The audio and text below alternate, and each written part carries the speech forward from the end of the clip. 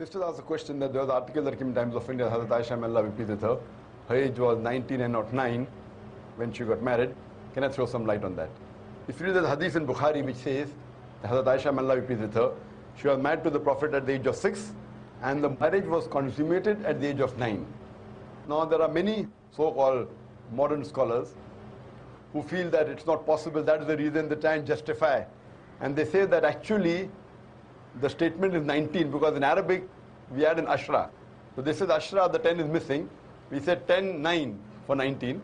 So the 10 is missing, therefore it sounds to be 9. Actually it should be 19. This is the assumption. But what we believe, that after the Quran, alhamdulillah, is the saying of the Prophet ﷺ. And we have to check whether the hadith is sahih or not. And we realize that this hadith of Sahih Bukhari, and alhamdulillah, it's authentic hadith. But how can we logically prove today? Now those scholars, inverted commas, who when they cannot prove logically any part of the Quran and the hadith, they try and say there is some mistake in the assumption and the meaning is different, etc. What we have to realize that first we have to check whether the hadith is authentic or not. If it's authentic, if we cannot prove it logically, we have to feel and we have to understand that the science hasn't advanced so much to try and make us understand that hadith of the verse of the Quran. So based on this again, what I believe that the hadith is authentic and even the age of 6 and 9 is authentic, and how to justify that.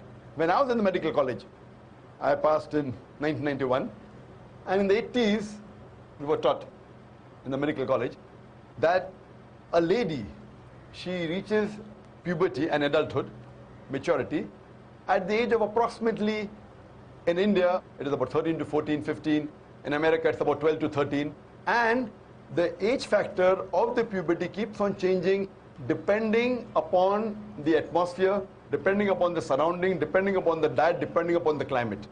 Today medical science tells us that closer to the equator, the age of puberty is earlier. This is one point of it. And today after science advance, we have come to know that because of the change in the atmosphere and the surrounding and the diet itself, today in America, as well as in India, there are cases in which there are sisters, mashallah, girls, at the age of 10, they reach puberty. They start having menstrual cycle. And today medical science tells us that if any lady starts the menstrual cycle, at the age of 10, it is nothing unique. It's quite common. Though the age of menstruation today has become a bit less, approximately 12, 13, 14. But even if a girl starts menstruating at the age of 10, even 9, it's nothing to be alarmed of.